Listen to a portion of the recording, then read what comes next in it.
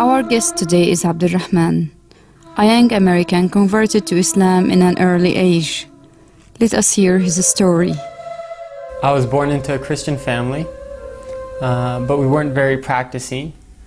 We would go to church just a few times a year for Christmas and Easter and the holidays. And God only existed on Sunday in church in my family and not outside the church. And many American families are like this. I've always been a very logical thinker, and when I was about 11 or 12 years old and I started thinking for myself, I asked myself, does God exist? And this question I felt was pushed on me by a clash between science and religion, or rationality and religion in America. And I think that tradition goes back to the Christian church in Europe. And there were always issues between the Catholic Church and science and advancement. And when I compared what I saw in the Bible and what I knew of the Trinity and the other Christian beliefs compared to science and evolution and evidence, I leaned towards the side of science, and I chose not to believe in God. Abdulrahman came to Jordan in a scholarship to study Arabic language with a group of other students. Among them is Jalal, who lives with Abdulrahman in the same apartment. My first exposure to Islam was when my friend in high school became Muslim. And he's also my neighbor, Michael Dan. And when Michael became Muslim, he changed a lot. Before Islam, he was doing a lot of things that were messing his life up, and he was really going down the wrong path. And he became Muslim, and when he was only 15, and he changed, and he left a lot of the things he was doing, he picked up a lot of good habits. And I asked him, what forced you to change? What made you change and become like this? And he explained that he's Muslim now. And at that time, this was before September 11th, people in America really didn't know a lot about Islam, and even today they don't know a lot. And I asked him, what is Islam? Who are Muslims? And he explained to me about Muslims, and I was surprised that Islam is very close to Christianity and Judaism. And it made a lot of sense to me that there's one God and there's prophets and messengers, but none of the prophets have divinity. Rather, they're just sent by God and they're humans like us. And I didn't really want to become Muslim at that time, but it just made sense to me logically. After a while, I read a book called The Autobiography of Malcolm X.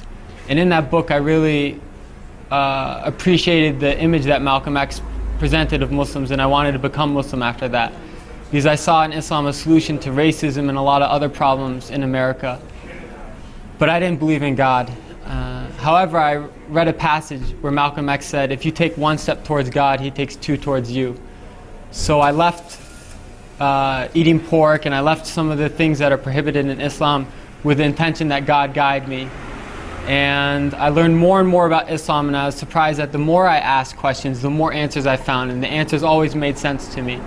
And I read about the miracles of the Quran, scientific miracles of the Quran.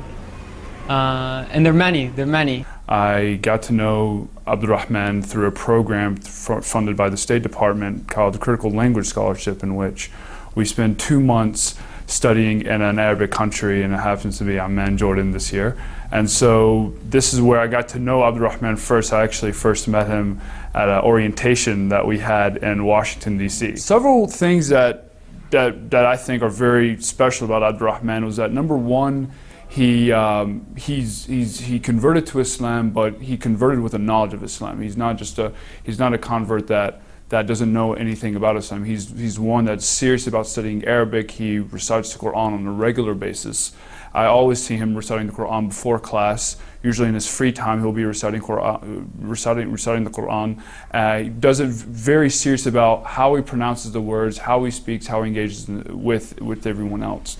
One thing I did also notice is that a lot of students are very interested about learning about Islam. They're interested to know, and then to know about Islam, and Abdulrahman is able to engage in a lot of dialogue.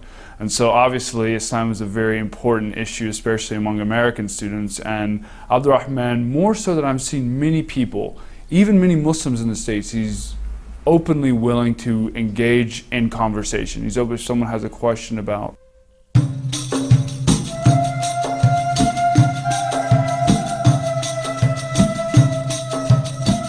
We are now with Abdulrahman in Aker Center.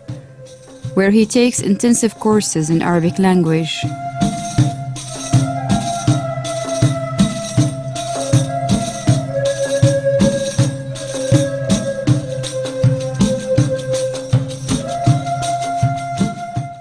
I'd like to add that Islam is the most beautiful thing in my life and the source of all goodness. It's a message that every soul finds tranquility with, and a sense of purpose, and fulfillment, and true happiness. And I encourage everyone to take a step towards God, and they'll find that God takes 2 steps towards them. Because this is a light from Allah. And any way you look at the light, it comes out to be true. And so if you ask questions and you prefer to look at it from science, or from your soul, or from people, go whichever way you want, and I'm sure that you will find that this is the message you've always been looking for.